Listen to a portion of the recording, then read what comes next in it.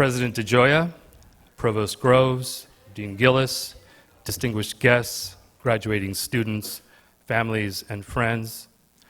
I couldn't be more honored or humbled as I am by Shiva's invitation to me to share in this special occasion with you today by introducing to everyone gathered here the extraordinary writer and my former student, Dinao Mengistu.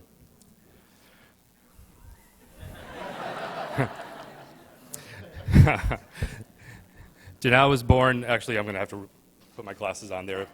My vanity has finally gotten the best of me. If this works, okay. Well, there's glare on these plastic coverings. Dinao was born in Ethiopia in 1978, immigrated to the United States with his family in 1980, graduated with a BA in English from Georgetown University in 2000, and earned an MFA in creative writing from Columbia University in 2005. He has published 3 gorgeous novels of varying degrees of sadness, outrage, and hope: The Beautiful Things That Heaven Bears from 2007, How to Read the Air from 2010, and All Our Names from 2014, in addition to a great deal of journalistic reporting and other fine pieces of written work across a variety of nonfiction genres. And he has been awarded, among other accolades, a Lannan Fiction Fellowship in 2007, a 20 Writers Under 40 designation by The New Yorker in 2010, and a MacArthur Foundation Fellowship, popularly and accurately known as the Genius Grant, in 2012.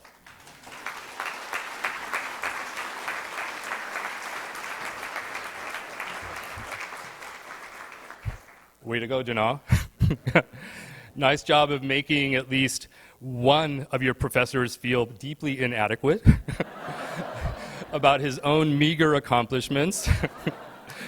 But thanks for setting the bar so amazingly high for all of the Hoyas here and anywhere else in the world aspiring to careers that might look anything like yours.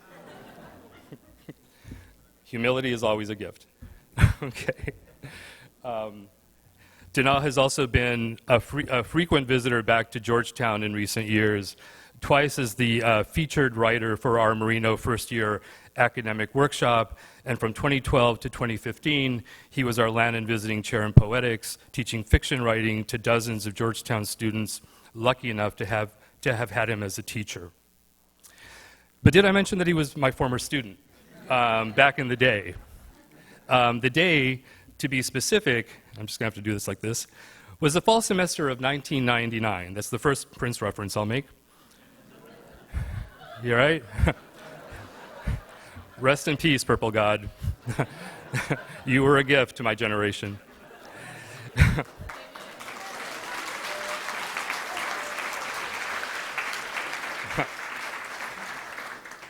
It was the start of my second year at Georgetown and the start of Dinao's last year as a student.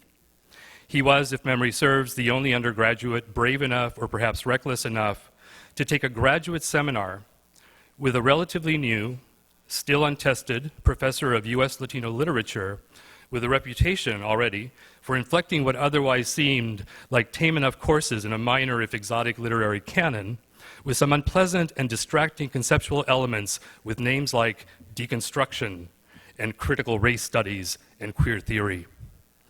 But Dinao, even then, was a trooper, open to unfamiliar ideas, curious to understand arguments, critical about what passed for established truths, especially those truths that rationalized established orders of power, and awake to the humanity in all its vulnerability and its resilience, anchoring every story or poem we read and every theory we struggled to understand.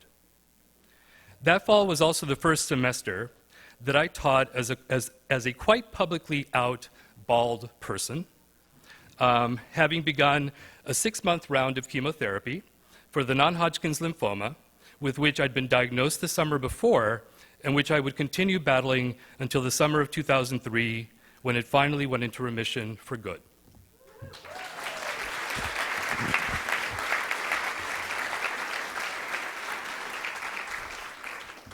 You learn something about yourself as a professor when you commit to teaching a class of students at a time when the rest of your life seems to be falling apart.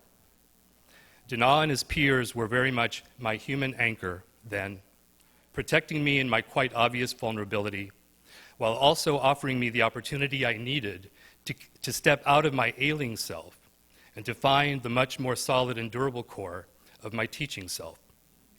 In them, I saw the best glimpse of a future I might actually also survive to see, and at the same time our experiences in class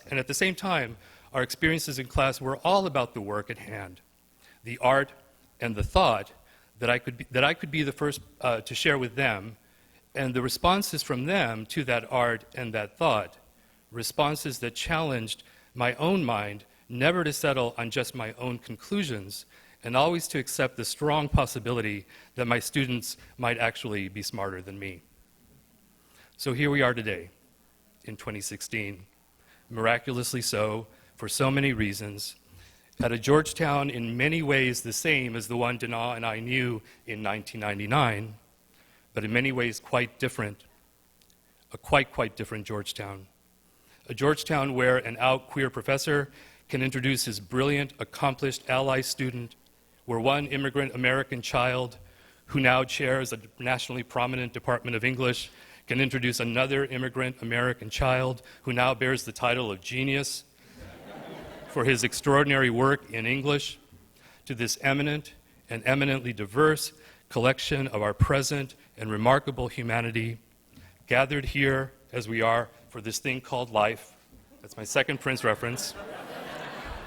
I mean, for this moment of grace we call Lavender graduation. Friends, please join me in welcoming Dana Mengistu.